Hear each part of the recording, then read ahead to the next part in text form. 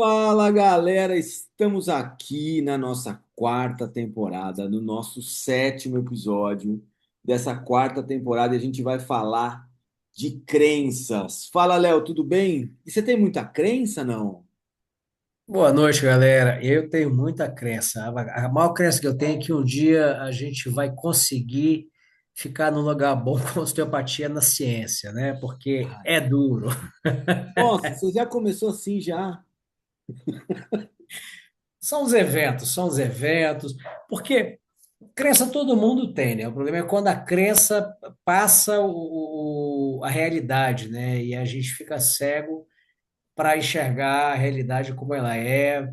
É bom ter crença, a gente precisa acreditar em alguma coisa, mas a gente não pode acreditar cegamente, né? Então, quando são demonstradas evidências contrárias à sua crença, você não pode ter apego com o erro, né? Eu acho que isso é um grande problema, né? É a tal da fé cega, né? É, tropeçar na pedra pode, o que não pode é depois se apaixonar por ela, né? E a gente tem visto muita gente apaixonada por pedra no nosso caminho aí da profissional, né? Exatamente. Ó, e vamos explicar para a galera o que a gente vai fazer agora. Galera, é o seguinte, ó. Preparamos para vocês aqui quatro episódios sobre crenças. Léo, fala, dá uma palhinha do que a gente vai falar nesses quatro episódios aí. O que que vai ter? Será que a gente vai colocar alguma coisa no lugar com a manipulação, A terapia gente vai transacral? O falar que mais que de tem? visceral, de crânio, de palpação, de colocar a vértebra no lugar, de poder movimentar órgãos, de sentir o líquor movimentar na mão, aquela onda doida. Então, assim, a gente vai falar muito sério disso tudo, porque o povo meio que acusa a gente de ser contra a osteopatia. Entendeu? Assim, são os osteopatas contra a osteopatia. Não, a gente é contra a crença cega e mal fundamentada. A gente acha que tem muita coisa importante que precisa ser provada. Ao contrário do que muita gente diz aí, a ciência não vai parar para esperar a osteopatia. A osteopatia é que precisa andar atrás da ciência, né? Mas fiquem ligados, são quatro episódios e a gente vai falar de tudo isso. De diagnóstico estrutural, de palpação, de visceral, de víscera que mexe, não mexe, de crânio que mexe, não mexe. Fica ligado, vão ser quatro episódios bem chocantes. Quem tem estômago fraco, nem assista. Já sai, desliga isso aí, vai embora, vai ver outra coisa, entendeu? Vai assistir o episódio do Gibbons instalando o povo nas maquinhas lá. E exato. E outra coisa, né? Não, a gente aqui é sem massagem. É, Então, assim, o nosso movimento, vamos dizer assim, a gente tem um movimento que é o movimento osteopatia científica. E esse movimento, ao contrário do que muita gente fala, é a favor das boas práticas dentro da osteopatia. Porque, assim, é muito bonitinho você escutar no seu consultório: Nossa, doutor, você é bruxo, né? Nossa, doutor, você tem a mão mágica. Cara, isso é muito legal pro ego. Isso é muito legal pro nosso ego. Só que, assim, na realidade, se a gente ficar sendo encarado como osteopata, como bruxo, como mago, como mãos mágicas, é bonitinho. Só que isso não está dentro do que a gente quer de respeito da osteopatia como prática profissional dentro da área da saúde. Porque assim, quando eu for conversar com um médico, ele não quer um osteopata que tenha mão mágica. Ele quer um osteopata que resolva o problema.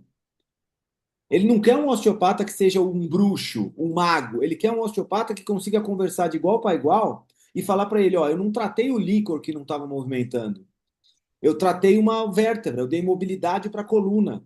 Eu trabalhei o diafragma, eu fiz um trabalho de gradil costal, entendeu? Então, assim, a gente precisa adequar a linguagem e adequar como que a gente se olha.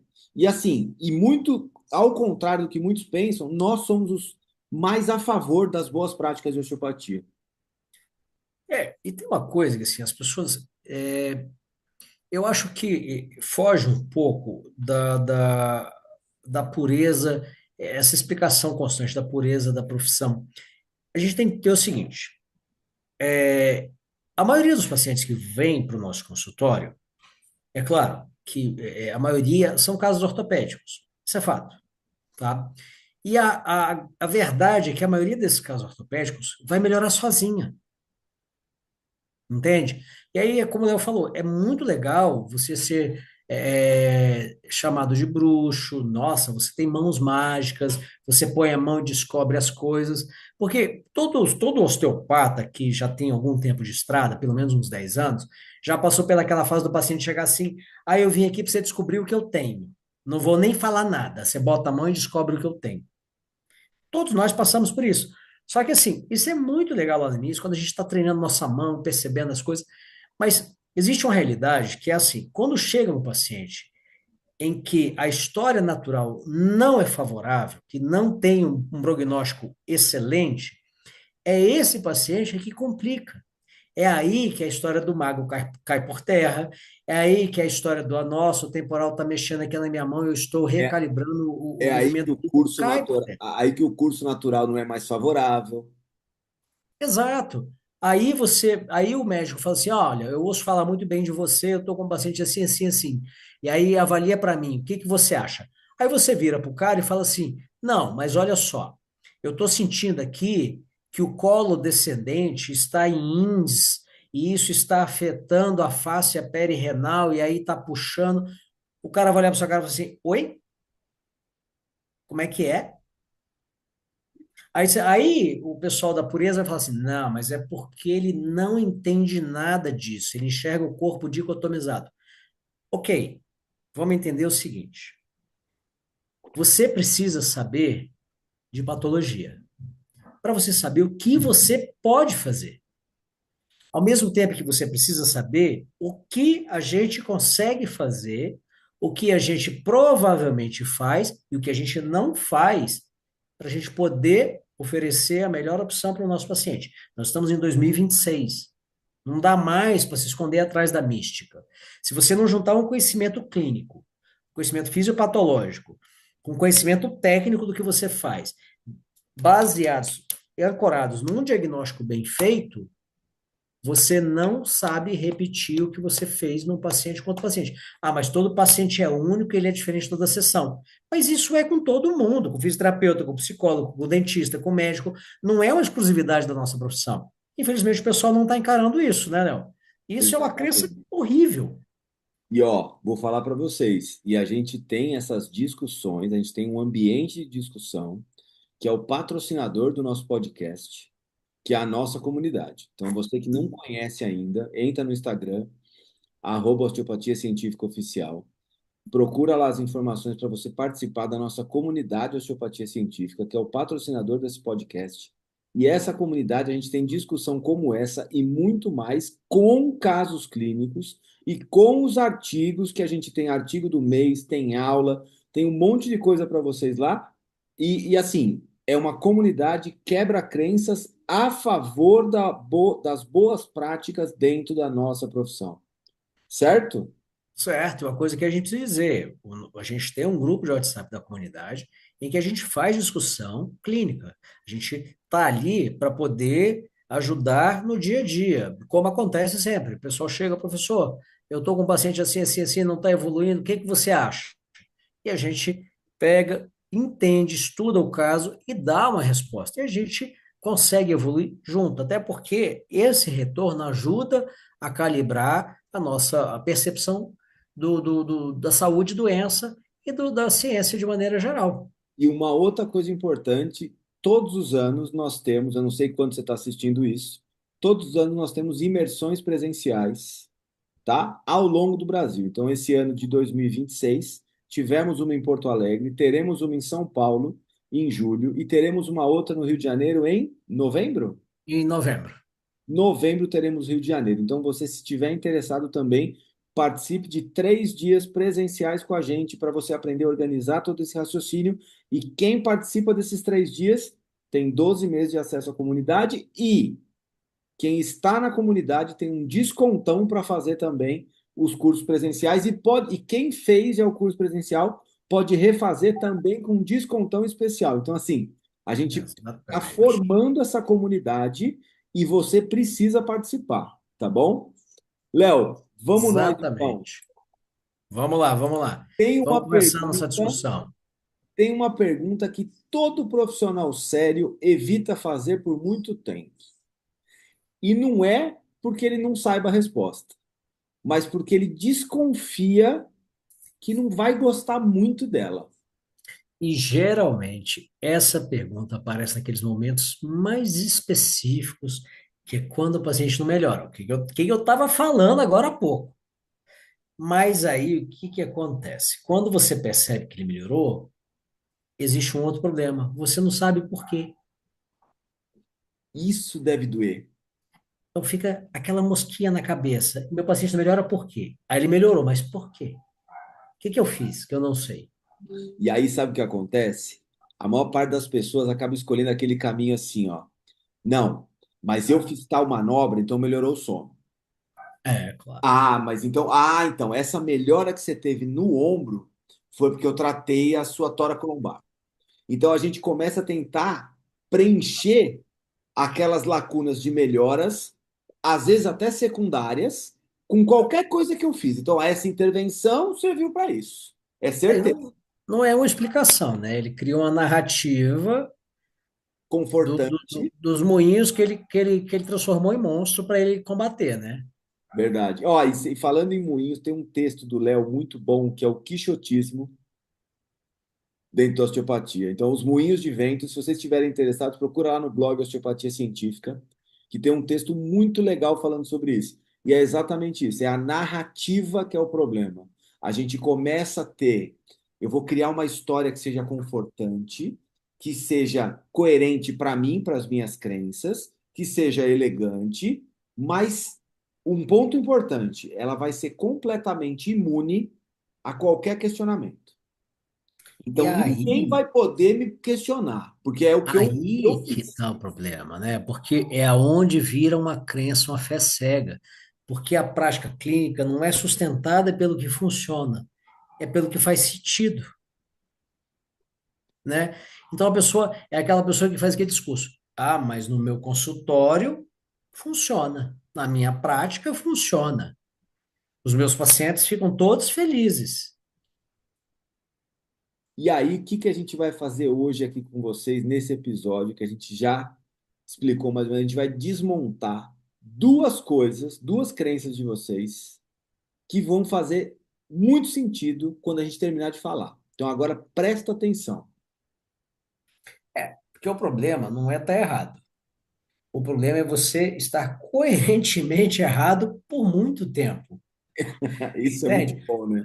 A gente continua errando. Sabe aquela coisa assim? R mais R com convicção. Exato. Erra bonito. É, entende? Mas vamos falar das nossas crenças e vamos começar pela mais comum, pela mais famosa, porque a gente tem que começar por ela. Porque Mas, aqui a Léo, gente.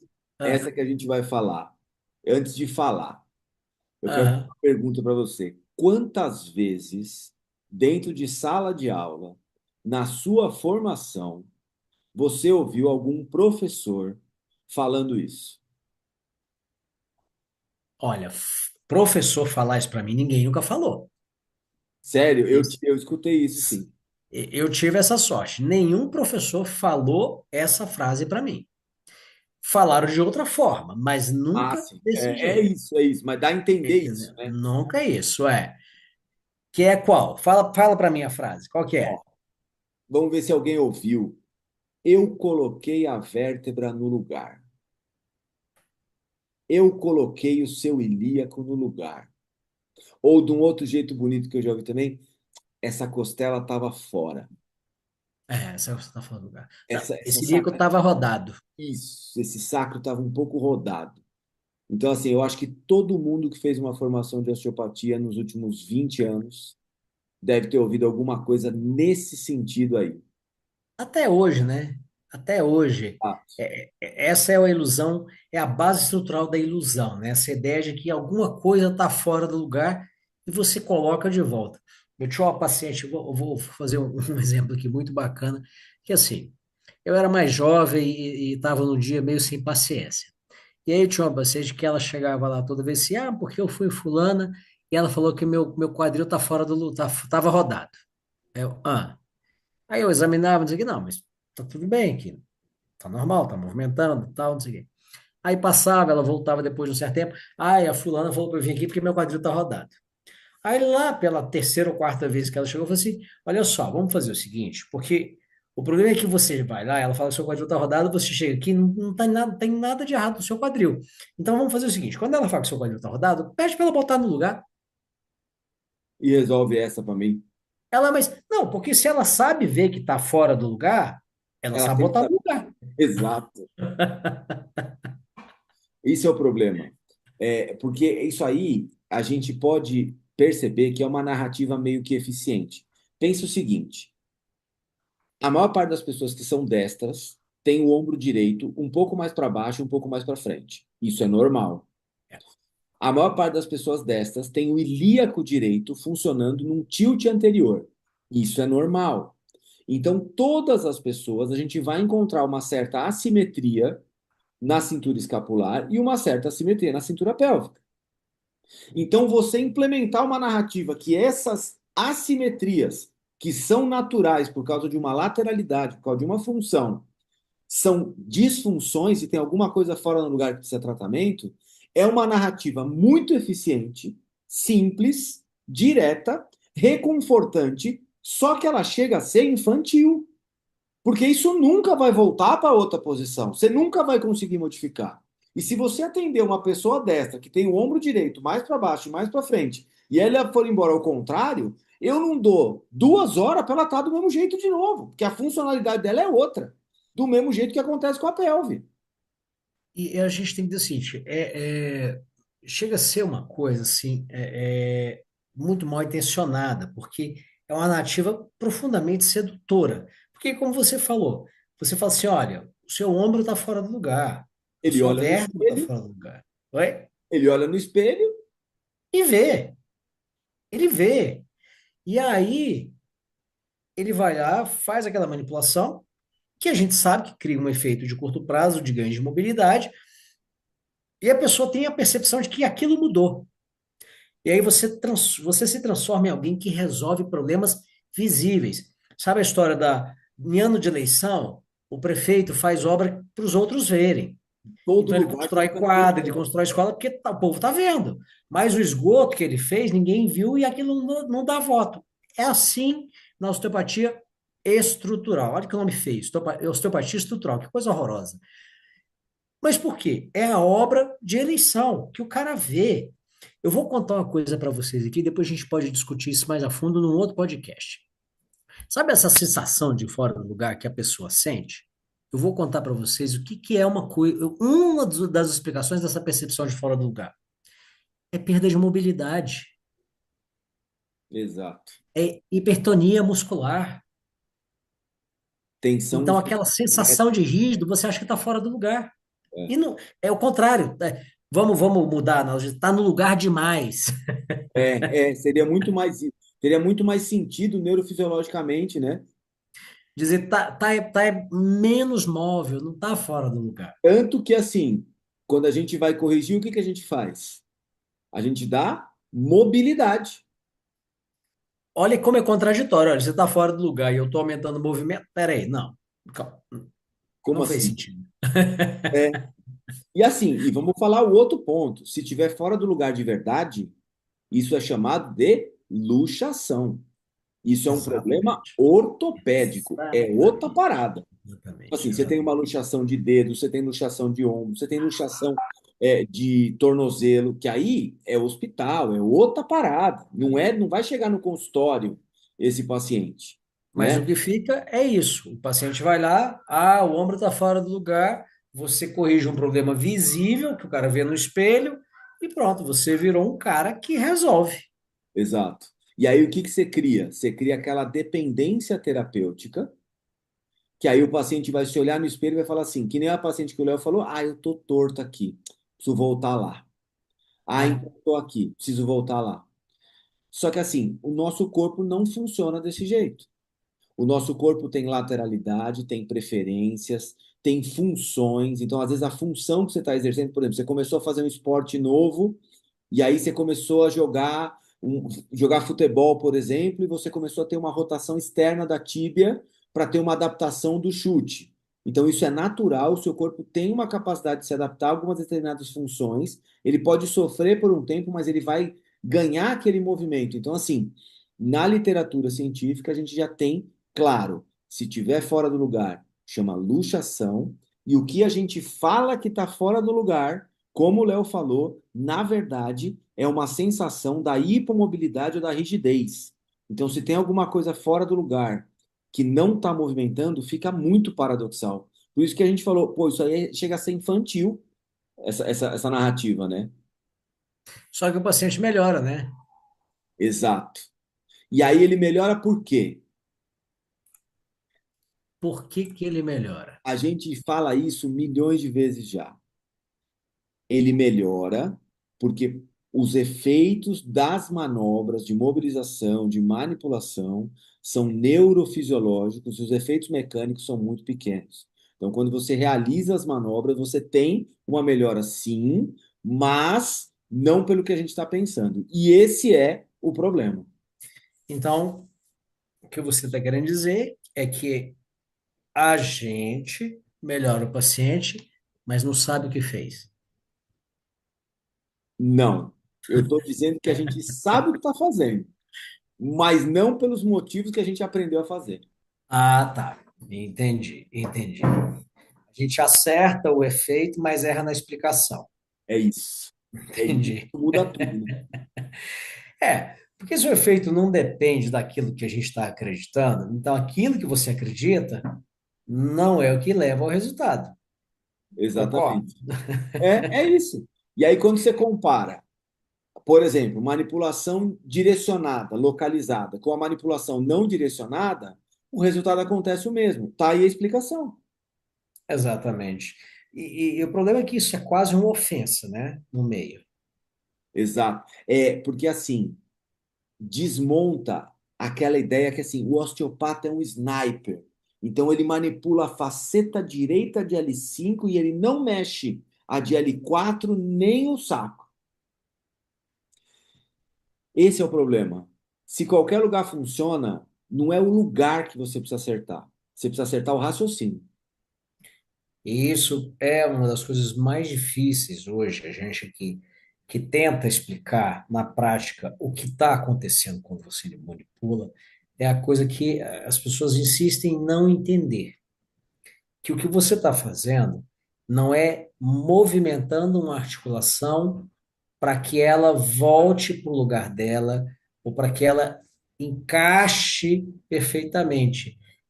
Na verdade, você está criando um estímulo neurofisiológico que ativa vias neurológicas centrais, que gera uma ativação do centro cognitivo da dor e uma diminuição do reflexo. Então, você ganha mobilidade com redução de dor. O paciente percebe o quê? Sensação de ganho de movimento. É por isso que, botou no lugar. É Mas aí eu vou te fazer uma pergunta livre, né? capciosa. E por que que instala? Não é o estalido que faz funcionar? A E gente não pode daí, falar de manipulação de alta velocidade sem falar de estalo. exato. E aí o estalo é aquele placebo teatral. O estalo é o.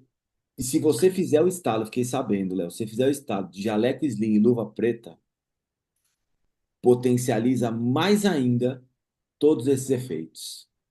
Mas o estalo é simplesmente o deslocamento de líquido sinovial para um lado e o vácuo que fica no outro. E acabou.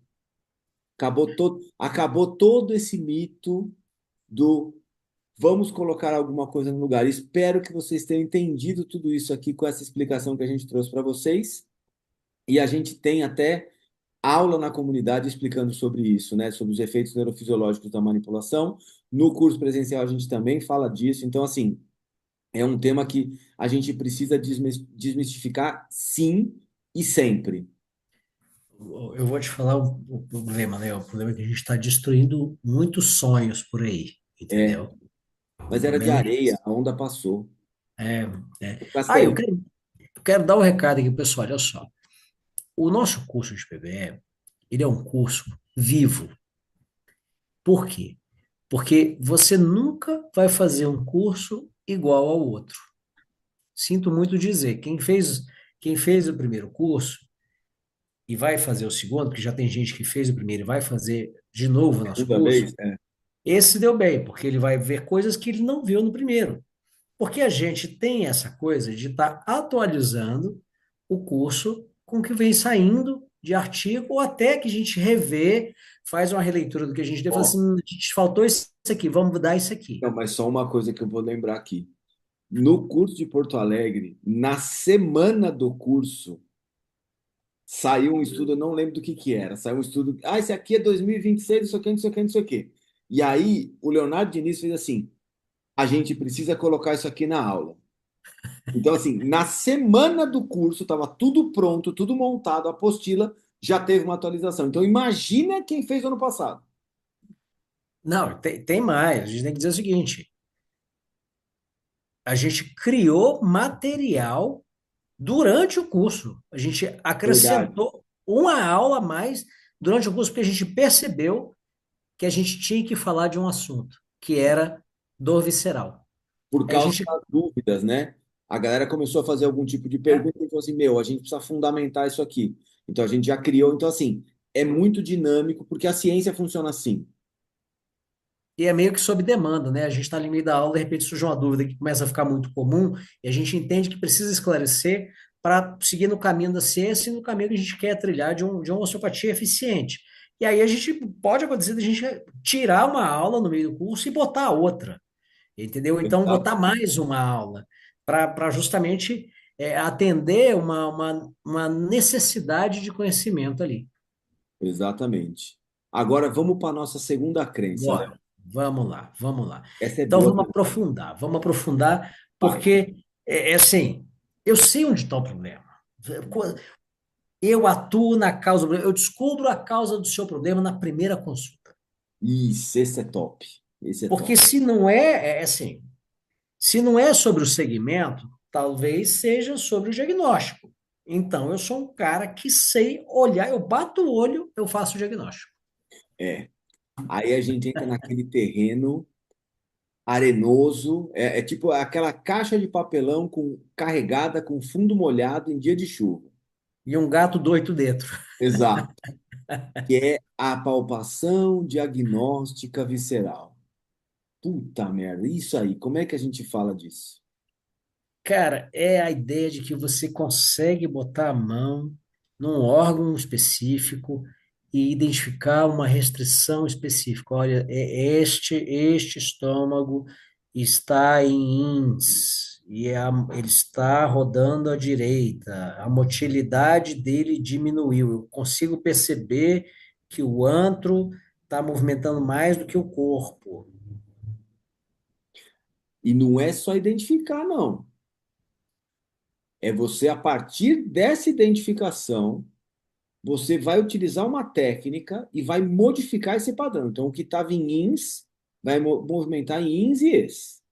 E o que estava em uma flexão vai fazer uma extensão. E aí tem aquele negócio: se é uma víscera superficial, a gente até consegue pensar que a gente consegue chegar com precisão. Mas, porra, tem gente falando aí que faz técnica de pâncreas, que faz técnica de rim, que faz técnica de, sei lá, que acha o duodeno, sabe? Então, assim, se a gente for considerar os planos viscerais, a gente não tem certeza se eu estou palpando um romboide por cima de um trapézio. Aí eu estou conseguindo localizar uma cabeça do pâncreas no duodeno, próximo do peritônio. E aí eu vou identificar isso e vou tratar ainda, com precisão, viu? Não vou mexer no resto, não. É só nele. E qual que é o problema disso? O Dessa, grande dessa... problema é que assim, ó, e qual que seria a confiabilidade disso, Léo? Ah, muito baixa, né? Muito baixa, porque como é que eu posso dizer? Vamos pegar o pâncreas aqui. Vamos fazer uma análise assim rápida do que tem em cima do pâncreas até a gente chegar no pâncreas. Você tem pele, gordura, peritônio, estômago. Músculo abdominal, Tem músculo, acho que eu pulei o músculo, tá vendo? é, Músculo mús- abdominal, peritônio, fáscia. Aí você tem o grande todo o aumento, intestino delgado, o aumento, o aumento, o todo o intestino estômago, delgado, o transverso, e aí, duodeno, Aí chegou. aí chegou no pâncreas. Mas, não, mas é porque você está palpando pela frente, tem muito tecido. Então vamos por trás. Você tem pele, gordura, fáscia, uma puta camada muscular, uma coluna no meio, Só. Só uma vértebra. diafragma, E aí, fígado. o que que acontece? Você percebe que, assim, naturalmente a confiabilidade vai ser muito baixa, a ponto de, se a gente pegar a maior parte dos estudos, dois profissionais experientes não têm uma concordância entre si. Então, se você pegar dois profissionais experientes e fizer uma palpação validando com ultrassom, você vai perceber que quando a gente fala de víscera, eles não vão chegar no mesmo lugar. E isso é um grande problema diagnóstico. Agora, vamos parar e fazer só uma reflexão aqui. A gente diz que a nossa intervenção é específica para um diagnóstico em que duas pessoas não concordam. Aliás, que às vezes nem a pessoa concorda com ela mesma quando ela palpa duas vezes. Exatamente.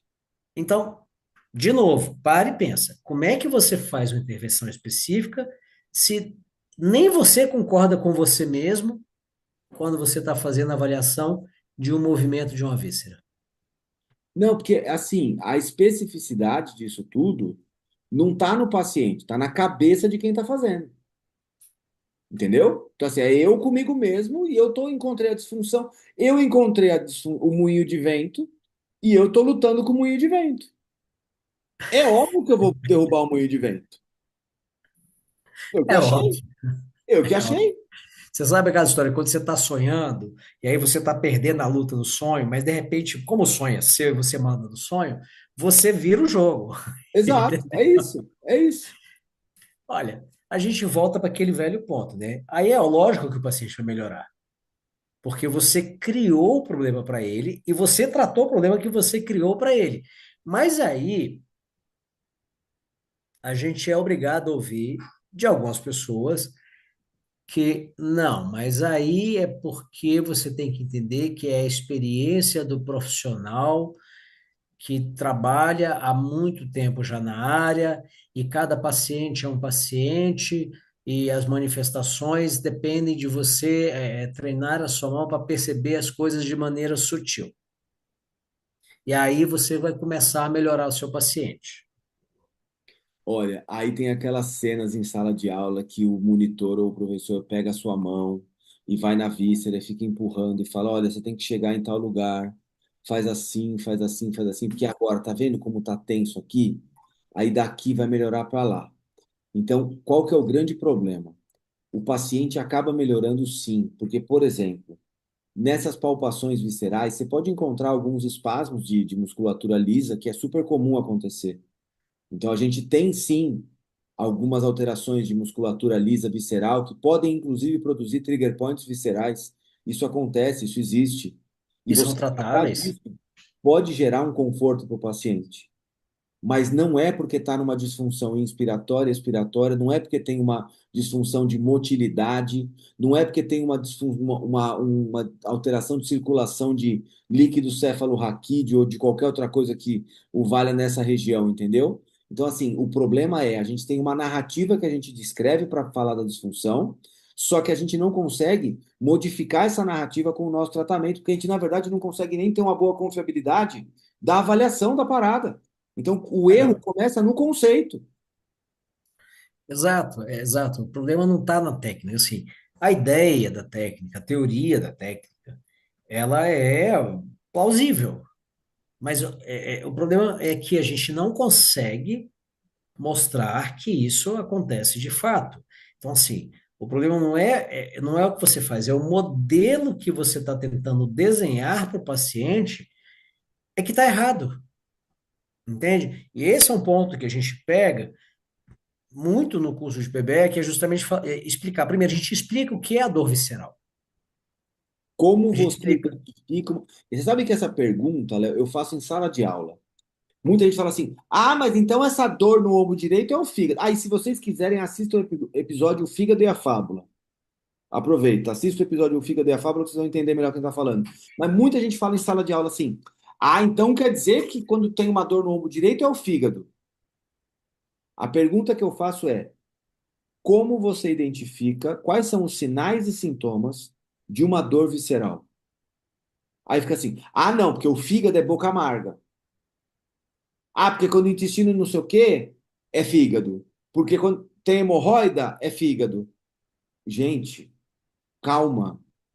Não simplifica um diagnóstico metabólico dessa forma, porque existe uma complexidade de sistemas quando a gente fala do sistema visceral, especialmente que eu tenho sistema digestório, sistema endócrino, sistema cardiovascular, certo? Eu tenho um monte de sistemas se sobrepondo para fazer funções metabólicas específicas. E a Então, se gente você explica simplifica isso, sinais e né? sintomas, a chance de você errar é absurda. E a gente explica o que que é uma dor visceral aguda, o que que é uma dor visceral já crônica, como é que você enxerga o seu paciente, a gente direciona na avaliação. O que que você tem que perguntar para suspeitar de uma alteração visceral, para pensar se aquilo está conversando ou não com o sistema somático. Ah, Léo, mas o corpo não é uma coisa só, não é uma unidade e tal, interconectada. Sim, é. A gente não está dizendo que não ocorre. É óbvio que uma pessoa que tem uma alteração hepática, ela ela está propensa a ter mais sensibilidade no mesmo segmento inervado pelo frênico que passa ali naquela zona. Então, você pode ter dor cervical, você pode ter dor no ombro, você pode ter uma sensibilidade maior, você pode até chegar a ter dor, mas entenda que existem estágios dessas alterações que precisam estar presentes para que ocorra aquela dor. Ela não vai ocorrer só porque houve uma pequena alteração. Muito menos você virar e falar assim, ah, mas o fígado não está se movimentando. O problema é esse. Você não tem como afirmar que o fígado não está se movimentando Ô, Léo, se ele não tiver uma hepatomegalia, se ele não tiver uma me cirrose, se dá ele não o tiver um câncer. capande, me dá o capande das vísceras. É isso aí. Você tem aí o PDF? Não tem como. Eu Tem, acho assim, tem um tratado de mobilidade visceral? Existe um tratado de fisiologia articular? Chama capande. existe aquela ideia do Finney e do William, que é uma ideia muito boa sobre os Sim, movimentos viscerais, mas assim, qual é o problema? Os caras não botaram isso para jogo na ciência, exato. entendeu? Ah, mas eles fizeram isso tudo. A gente sabe, a gente fez o curso, a gente tem o livro, a gente leu aquilo intensamente, a gente botou a mão intensamente para ver, atendemos cacetada de paciente, tentando buscar os efeitos que ele diz que acontecem. Mas sabe qual é o problema? Ele não pegou isso aqui e continuou jogando dentro da ciência, buscando outras formas de avaliar a mobilidade Parou, visceral. parou porque chegou onde eu queria. Voltamos para aquela primeira parte. Exato. Chegou onde eu queria. Então, a partir de agora, nós vamos divulgar isso aqui. As pesquisas deles foram de 1985 a 1988. Exato. O cara parou ali. E aí a gente volta. O problema é o quê? A técnica? Não, o problema é o modelo. O modelo parou. Sim. Porque ele acertou assim: olha, alguma coisa acontece quando eu boto a mão. E A que gente concorda com isso. um ponto importante: o diafragma é o motor principal. Concordamos também. É perfeito. Então ele entende assim: olha, existe um efeito no que eu faço. E a Sim, gente concorda que não é o efeito que está errado. Entende? É a explicação que está errada, porque ela não se sustenta. Porque justamente a variabilidade é grande demais. Não é porque uma pessoa é diferente da outra e ela muda todo dia. Não é assim também, gente. O corpo ele funciona num ritmo, ele tem uma repetição de processos fisiológicos. O que foge da normalidade esperada fisiológica para cada tecido, para cada sistema, é doença. Então não dá para falar que o paciente é um hoje, outro amanhã. Não, o paciente ele é uma repetição de processos fisiológicos. E é justamente o que a gente está falando. Você precisa entender a história dos processos fisiológicos e entender como é a ruptura dos processos fisiológicos pelo mecanismo patológico para você entender qual é o curso da doença. Quando você entende isso, você entende quais são. é muito simples. Se você entende o processo fisiológico e se você entende como a doença quebra o processo fisiológico e aonde ele quebra o processo fisiológico, você deduz aonde está o sintoma. Percebe? E ali é que está a questão. E o As... raciocínio é diferente de um raciocínio simplista que se baseia só na mobilidade, né? Exato. Aí eu preciso pensar muito mais e organizar muito mais, senão a coisa não vai andar do jeito que eu quero. Agora, percebe que se eu falar assim, isso aí está acontecendo porque o cólon ascendente não está movimentando. Está resolvido o meu problema. E não é esse o contexto. Então, assim, o que que acontece? Por que que a gente pegou essas duas crenças primeiras? Porque elas mexem numa coisa que é o lugar comum da osteopatia, que são as alterações estruturais, né? Então, assim, entendam que as alterações que foram ensinadas, essas modificações de movimento, de densidade, de deslocamento, elas existem. Mas não é exatamente como se explica, porque a explicação está simplista. A explicação é baseada num possibilismo anatômico. Ah, é assim porque está ligado com A, com B e com C. Mas o corpo não funciona assim. Ele é bem mais complexo do que isso. Exatamente. E eu acho que aqui é um bom lugar para a gente dar uma segurada, então. Não porque a conversa acabou, né? Mas é porque as outras crenças, elas são de um outro contexto, né? E aí exige uma outra roupa, uma outra disposição para a gente conversar, né? Exato. Até agora a gente falou que das coisas que estão fora do E segmento, do órgão, do diagnóstico. E para onde a gente vai? na próximo episódio, a gente vai falar do que está dentro, da percepção do que a gente sente. É, vai doer, né? Vai ficar difícil, né? Porque assim, não é sobre o que você aprendeu, é sobre o que você sente, porque todo mundo ouviu aquilo assim, confia no que você está sentindo. Deixa eu pôr a mão em cima da sua mão que eu vou te mostrar. Porque aquele clássico é assim, né? Quando o erro está na técnica, você vai trocar a técnica. Então, essa aqui não funciona, eu vou fazer essa aqui. E quando o erro está na percepção, você precisa começar a olhar para dentro e duvidar de você mesmo. E aí? Até porque o conhecimento só avança na dúvida. Não tem conhecimento que avança na certeza. Se você tem certeza, você parou ali. Exatamente. E isso incomoda, né? Então, Oh, assim, eu acho que o próximo episódio vocês não deveriam perder, porque a gente vai falar da segunda parte dessas crenças para vocês. é, E nessa segunda parte vem muito mais coisa por aí. E assim, como vocês já perceberam, é sem massagem, né, Léo? É o mundo real na sua cara. é.